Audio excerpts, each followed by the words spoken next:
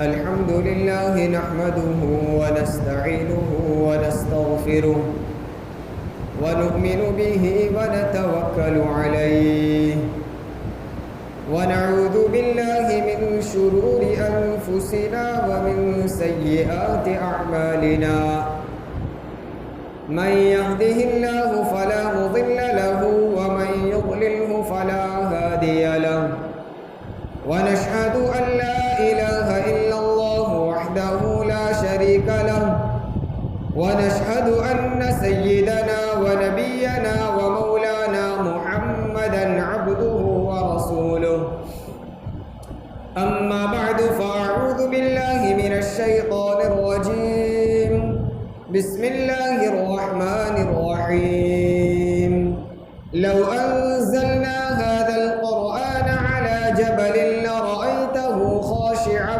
متصدعا من خشية الله وتلك الأمثال نضربها للناس لعلهم يتفكرون وقال تعالى إنا نحن نزلنا الذكر وإنا له لحافظون وقال النبي صلى الله عليه وسلم خيركم من تعلم القرآن وعلمه صدق الله العظيم وصدق رسوله النبي الكريم میرے محترم اور مکرم ایمانی اور اسلامی بھائیوں، اللہ تبارک و تعالیٰ نے مجھے اور آپ کو اس کائنات میں اپنی عبادت اور اپنی پہچان کے لیے بھیجا، اور اللہ رب العزت نے ہمیں وہ عقل و شعور سمجھ بوجھ عطا کیا جس کے ذریعے سے انسان فیصلہ کر سکتا ہے کہ حقیقی مالک کون ہے، عبادت کس کی جانی چاہیے، اور صحیح معنی میں خالق اور مالک کہے جانے کے لائق کون سی ذات ہے۔ یہ اللہ رب العزت نے ہمیں عقل و شعور عطا کیا۔ اس کے ساتھ ساتھ ہماری ہدایت کے لیے، ہماری رہنمائی کے لیے اللہ تبارک و تعالی نے انبیاء علیہم السلام کا سلسلہ جاری فرمایا۔ کائنات کے سب سے پہلے انسان حضرت آدم علیہ نبینا علیہ السلام کو اللہ تبارک و تعالی نے نبوت کا تاج عطا فرما کر دنیا میں بھیجا، تاکہ آئندہ آنے والی حضرت آدم علیہ السلام کی اولاد، آئندہ آنے والی انسانیت اور پوری دنیا میں پھیلنے والی یہ قوم پہلے ہی انسان کے ذریعے سے ہدایت اور سیدھا راستہ پالے۔ گویا اللہ تبارک و تعالی نے میرے اور آپ کے آنے سے پہلے اور کائنات کی انسان کی سلسلہ چلانے سے پہلے سب سے پہلے انسان کو نبوت عطا فرما دی، تاکہ کوئی گمراہی کے راستے پر نہ جانے پائے۔ لیکن ساتھ ہی ساتھ آدم علیہ السلام کے سامنے سجدہ کرنے سے انکار کرنے والا ابلیس اور اس کی اولاد بھی اللہ تبارک و تعالیٰ نے چلا دی کہ وہ آنے والی انسانیت کو بہکاتے رہیں گے، وسوسے ڈالتے رہیں گے۔ اب دیکھا جائے گا کہ انسان وقت کے نبی کی بات مان کر ہدایت کے راستے پر آتا ہے یا اپنے دشمن شیطان کی راہ پر چل کر اللہ تعالیٰ کو ناراض کرتا ہے۔ یہ دونوں راستے اللہ تبارک و تعالیٰ نے چلائے، اور دونوں راستوں کے متعلق اللہ تبارک و تعالیٰ نے ہمیں رہنمائی فرما دی، یہ کامیابی والا راستہ ہے، یہ ناکامی والا راستہ ہے۔ اب ہمارے زمانے میں اللہ تبارک و تعالیٰ نے ہماری رہنمائی کے لیے بھی کچھ راہیں کھول دی۔ کون سا راستہ وہ ہے جس سے اللہ راضی ہوگا، کون سا راستہ وہ ہے جس سے اللہ ناراض ہوگا، کس راستے پر چلنے سے ہمیں کامیابی ملے گی اور کون سی راہ سے ناکامی کا منہ دیکھنا پڑے گا، کس راستے سے جنت کا حصول ہو سکتا ہے اور کون سا راستہ ہمیں جہنم تک پہنچا دے گا۔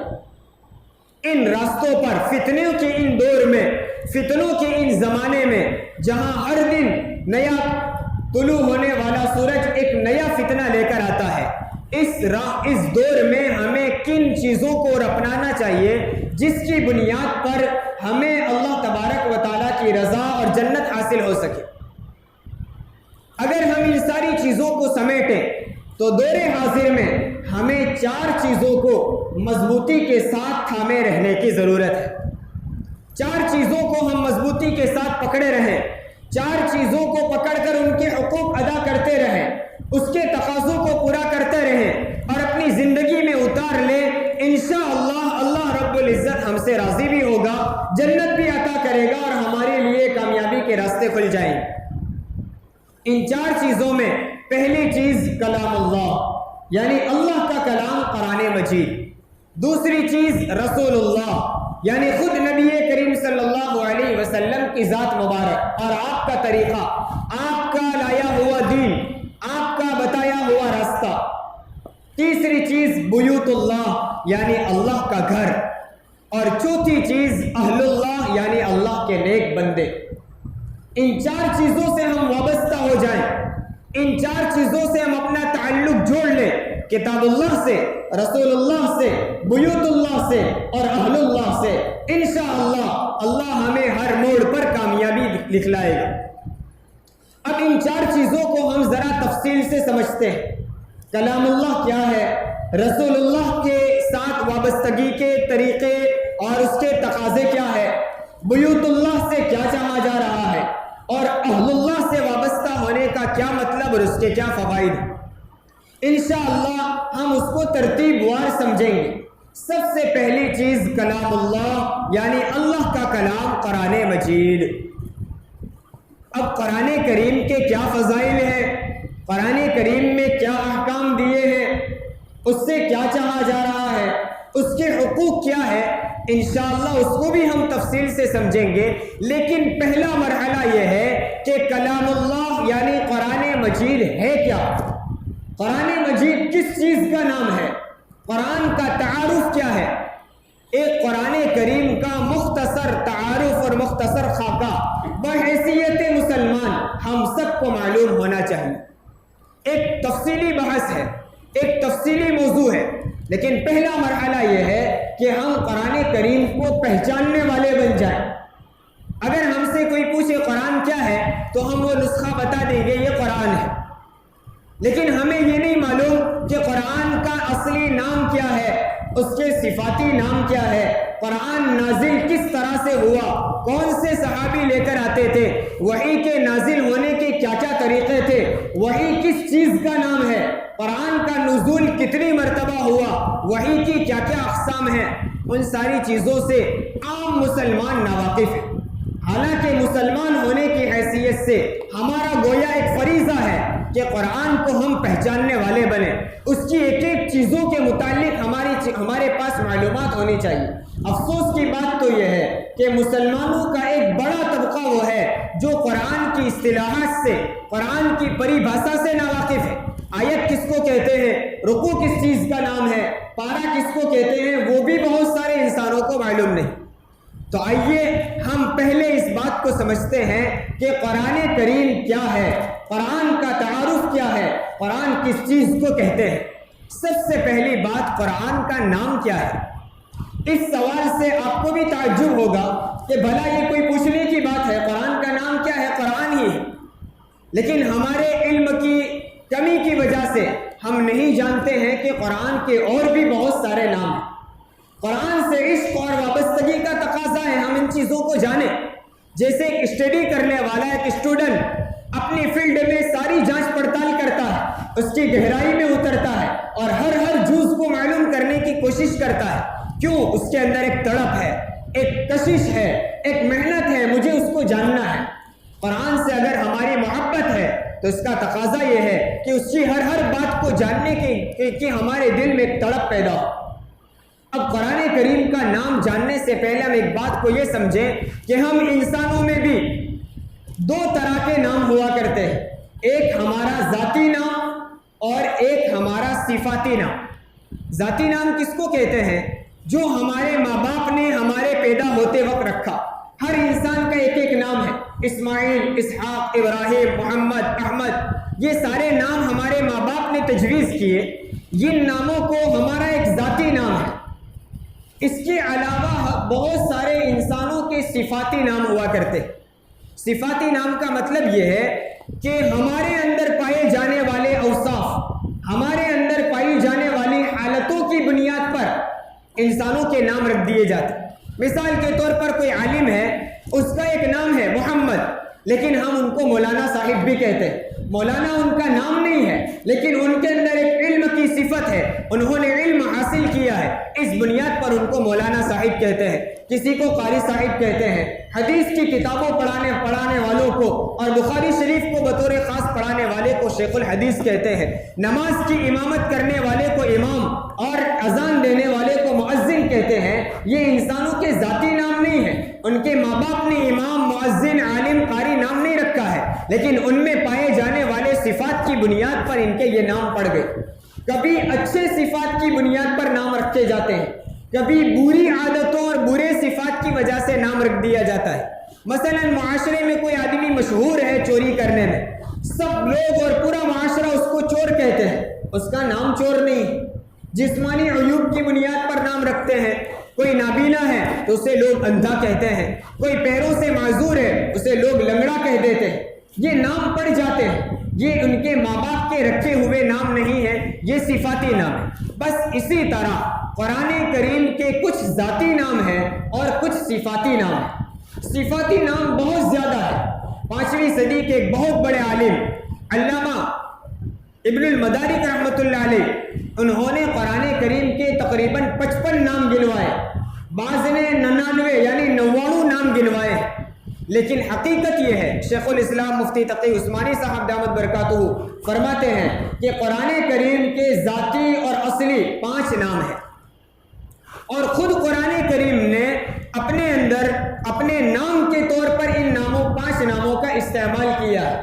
اس کا پہلا نام قرآن ہی ہے، جس نام سے ہم پہچانتے ہیں اور پورے عالم میں مشہور ہے، اور قرآن کریم نے لفظ قرآن کو خود اپنے نام کے طور پر استعمال کیا ہے، جیسا کہ میں نے خطبے میں بھی وہ آیت پڑھی، لو انزلنا هذا القرآن على جبل لرأيته خاشعا متصدعا من خشية الله۔ قرآن کو خود کہہ رہا ہے کہ یہ قرآن ہے، لو انزلنا هذا القرآن، اگر ہم یہ قرآن کو پہاڑ پر اتارتے وہ برداشت نہیں کر سکتا۔ ایک جگہ سورہ بقرہ میں فرمایا شہر رمضان الذي انزل فيه القرآن، رمضان کا مہینہ وہ ہے جس میں ہم نے قرآن کریم کو نازل کیا۔ تو خود قرآن اپنے نام کو قرآن کے طور پر استعمال کرتا ہے۔ معلوم یہ ہوا قرآن کا ایک نام خود قرآن ہے، قرآن کا دوسرا نام الفرقان ہے، اور اس نام سے اللہ رب العزت نے قرآن کریم میں ایک پوری آیت نازل فرمائی، اور اس سورت کی پہلی ہی آیت میں قرآن کو فرقان کے نام سے لیا گیا، تبارک الذی نزل الفرقان علی عبدہ لیکون للعالمین نذیرا۔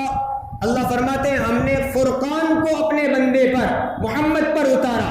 کیوں اتارا؟ تاکہ لوگوں کو وہ قرآن کے ذریعے سے آخرت سے ڈرائے۔ تو قرآن کا ایک نام قرآن، دوسرا نام الفرقان، قرآن کا تیسرا نام الذکر، اور اس نام سے بھی قرآن میں ذکر ہے، انا نحن نزلنا الذکر وانا له لحافظون، ہم نے ذکر کو اتارا۔ دیکھیے قرآن کبھی کیا کہہ رہا ہے، اللہ تعالیٰ فرماتے ہیں ہم نے اپنے بندے پر فرقان اتارا، 14ویں پارے میں فرمایا ہم نے ذکر اتارا۔ یہ کوئی الگ الگ کتابیں نہیں، یہ وہی ہے، ذکر بھی وہی قرآن ہے اور فرقان بھی وہی قرآن ہے۔ تو قرآن کا ایک نام الذکر ہے، قرآن کا ایک نام الکتاب ہے، اور اس نام سے بھی قرآن میں ذکر آیا ہے، الف لام میم ذالک الکتاب لا ریب فیہ، یہ وہ کتاب ہے جس میں کوئی شک نہیں ہے۔ تو اللہ رب العزت نے قرآن کو کتاب کا بھی نام دیا، الذکر کا بھی نام دیا، الفرقان کا بھی نام دیا، القرآن کا بھی نام دیا، اور قرآن کا 5واں نام التنزیل ہے۔ سورہ یاسین میں ہم سب پڑھتے ہیں تنزیل العزیز الرحیم، سورہ واقعہ میں فرمایا تنزیل من رب العالمین۔ تو قرآن کریم کے اللہ رب العزت نے 5 نام خود کتاب اللہ میں قرآن کریم میں ذکر کیے۔ قرآن کریم سے وابستگی کا تقاضا یہ ہے کہ قرآن کے متعلق ہمارے پاس معلومات ہو۔ تو پہلی چیز ہم نے آج یہ جانی کہ قرآن کریم کے 5 اصلی اور ذاتی نام ہیں۔ اب سوال یہ ہے کہ قرآن کریم نازل کس طرح ہوا؟ قرآن کریم سے پہلے جو کتابیں اللہ تبارک و تعالیٰ نے آسمان سے اتاری وہ پوری ایک ساتھ اتار دی گئی۔ موسیٰ علیہ السلام پر توریت اتاری، اللہ تبارک و تعالیٰ نے موسیٰ علیہ السلام کو کوہ طور پر بلایا اور وہاں بلا کر 1 مہینے کے لیے بلایا، پھر مزید 10 دن بڑھا کر ایک چلہ پورا کروایا، اور پھر اللہ رب العزت نے توریت کتاب عطا فرمائی، داؤد علیہ السلام کو زبور عطا فرمائی، عیسیٰ علیہ السلام کو انجیل عطا فرمائی۔ لیکن قرآن کریم کی خصوصیت یہ ہے کہ اللہ رب العزت نے اس کتاب کو پورا ایک ساتھ نہیں اتارا، بلکہ اللہ رب العزت نے ضرورت کے مطابق کبھی پوری ایک سورت، کبھی ایک آیت، کبھی آیت کا ایک ٹکڑا، جو 23 سال کے عرصے میں تھوڑا تھوڑا قرآن نازل ہوا۔ لیکن اس بات کو عام طور پر ہم جانتے ہیں 23 سال کے عرصے میں پورا قرآن نازل ہوا، لیکن ہمیں یہ بھی معلوم ہونا چاہیے قرآن کریم کا نزول 2 مرتبہ ہوا ہے۔ اللہ رب العزت نے قرآن 2 مرتبہ نازل فرمایا ہے، اور اس بات سے بھی لوگوں کو تعجب ہوتا ہے کہ 2 مرتبہ نازل فرمایا تو دوسرا قرآن کہاں؟ دوسرا قرآن نہیں۔ اس بات کو بھی ہم سمجھیں، پہلی مرتبہ قرآن کریم 7 آسمانوں سے اوپر لوح محفوظ میں موجود تھا۔ اللہ تبارک و تعالیٰ نے پورا قرآن لوح محفوظ سے اٹھا کر پہلے آسمان تک پہنچایا۔ یہ قرآن کریم کا پہلا نزول ہے، پہلی مرتبہ 7 آسمانوں سے اوپر سے قرآن کو نازل کیا گیا پہلے آسمان پر، جو زمین سے ہمیں آسمان نظر آتا ہے، اور اس کا اللہ رب العزت نے قرآن میں ذکر کیا، شہر رمضان الذی انزل فیہ القرآن، رمضان کے مہینے میں ہم نے قرآن اتارا۔ حالانکہ پورا قرآن 1 مہینے میں نازل نہیں ہوا، تو پھر رمضان میں اتارنے کا مطلب کیا تھا؟ رمضان میں اتارنے کا مطلب یہ ہے کہ لوح محفوظ سے اٹھا کر آسمان دنیا پر پورا قرآن ایک ساتھ ہم نے رمضان کے مہینے میں نازل فرمایا۔ اور وہ کب نازل فرمایا؟ انا انزلناہ فی لیلۃ مبارکہ، ایک مبارک رات میں اتارا۔ کون سی رات؟ انا انزلناہ فی لیلۃ القدر، اس قرآن کو ہم نے پورا لوح محفوظ سے اٹھا کر آسمان دنیا پر لیلۃ القدر میں نازل فرمایا۔ یہ پہلی مرتبہ قرآن آسمان دنیا پر پہلا نزول ہوا۔ اس کے بعد ضرورت کے مطابق جب کوئی واقعہ پیش آتا، کوئی صحابی کوئی سوال پیش کر دیتا، یا کوئی مشرکین مکہ کوئی حضور اکرم صلی اللہ علیہ وسلم سے سوال فرماتے، ان کے جواب میں واقعات کے حل میں ضرورت کے مطابق تھوڑا کر کے 23 سال کے عرصے میں آسمان دنیا سے زمین پر اللہ رب العزت نے اس قرآن کو نازل فرمایا۔ اب یہ قرآن کے نازل ہونے کا جو طریقہ تھا وہ وحی کے ذریعے نازل فرمایا ہے، اور وحی انتہائی ضروری چیز تھی، اس لیے کہ بہت سارے مسائل اور بہت ساری غیب کی باتیں وہ ہیں جہاں تک انسان کی نہ نظر پہنچ سکتی ہے نہ عقل پہنچ سکتی ہے، ان کو غیب کی باتیں کہتے ہیں، جیسے جنت کا ہونا، جہنم کا ہونا، آخرت کا ہونا، اللہ تبارک و تعالیٰ کی ذات وغیرہ بہت ساری چیزیں جو غیب سے تعلق رکھتی ہے۔ اللہ رب العزت نے وحی کے ذریعے سے حضور اکرم صلی اللہ علیہ وسلم پر ان خبروں کو اتارا، اور پھر حضور اکرم صلی اللہ علیہ وسلم نے امت تک پہنچایا۔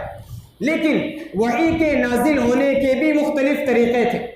حضور اکرم صلی اللہ علیہ وسلم پر جو وحی نازل ہوا کرتی تھی، اس وحی کا ایک طریقہ سلسلۃ الجرس، یعنی گھنٹی کی آواز کی طرح آواز کا آنا۔ امام بخاری رحمۃ اللہ علیہ نے اپنی کتاب عظیم الشان کتاب بخاری شریف میں بالکل ابتدا میں سب سے پہلا باب بیان کیا، کتاب باب بدء الوحی، اور اس میں حضرت عائشہ رضی اللہ تعالیٰ عنہ کی روایت بیان فرمائی، جس میں ذکر موجود ہے کہ حضور اکرم صلی اللہ علیہ وسلم پر جو وحی نازل ہوا کرتی تھی، ان وحی کے نازل ہونے کے طریقوں میں ایک طریقہ یہ تھا کہ نبی کریم صلی اللہ علیہ وسلم کو گھنٹی کی آواز کی طرح ایک آواز آیا کرتی تھی۔ اب وہ آواز کی کیفیت کیا تھی وہ ہم اور آپ نہیں جان سکتے، وہ حضور اکرم صلی اللہ علیہ وسلم سنا کرتے تھے۔ ہاں، علماء کرام نے اس کے مطالب مختلف بیان کیے ہیں۔ بعض علماء نے فرمایا کہ گھنٹی کی آواز کی طرح کا مطلب یہ ہے کہ جس طرح جب گھنٹی بجائی جاتی ہے تو مسلسل بجتی ہے، بیچ میں آواز کٹتی نہیں ہے، رک کر نہیں بجتی ہے، بس اسی طرح حضور اکرم صلی اللہ علیہ وسلم کو مسلسل ایک آواز آتی تھی۔ جب وہ آواز ختم ہو جاتی، حضور اکرم صلی اللہ علیہ وسلم کو پتہ چل جاتا مجھ پر یہ حکم نازل کیا گیا۔ اسی طرح جب گھنٹی بجائی جاتی ہے تو کھلے میدان میں بجنے والی گھنٹی کی آواز ایسی پھیلتی ہے کہ انسان کو پتہ نہیں چلتا کون سی جہت سے، کون سی دشا سے آواز آتی ہے۔ بس حضور اکرم صلی اللہ علیہ وسلم پر بھی جب اس کیفیت سے وحی نازل ہوتی تھی تو پتہ نہیں چلتا تھا کہ کون سی سائڈ سے آواز آ رہی، اور اللہ تبارک و تعالیٰ کی کوئی جہت بھی متعین نہیں ہے، کوئی دشا متعین نہیں ہے، اللہ ہر جگہ موجود ہے۔ اس لیے اللہ کی طرف سے آنے والی وحی کی اس آواز کی کیفیت ایسی ہوا کرتی تھی کہ پتہ نہیں چلتا تھا کون سی طرف سے آواز آ رہی۔ یہ حضور اکرم صلی اللہ علیہ وسلم پر وحی کے نازل ہونے کا ایک طریقہ تھا، اور اس طریقے میں حضور اکرم صلی اللہ علیہ وسلم کو سخت تکلیف بھی اٹھانی پڑتی تھی۔ سیدہ عائشہ صدیقہ رضی اللہ تعالیٰ عنہ فرماتی ہے کہ جب حضور پر وحی نازل ہوتی تھی، سخت ٹھنڈی کے دنوں میں بھی جب آپ پر وحی نازل ہوتی، آپ کا سانس رک جاتا تھا، اور گرمی کی وجہ سے آپ کے چہرے انور پر پسینوں کی بوندیں موتیوں کی طرح چمکتی ہوئی نظر آتی تھی۔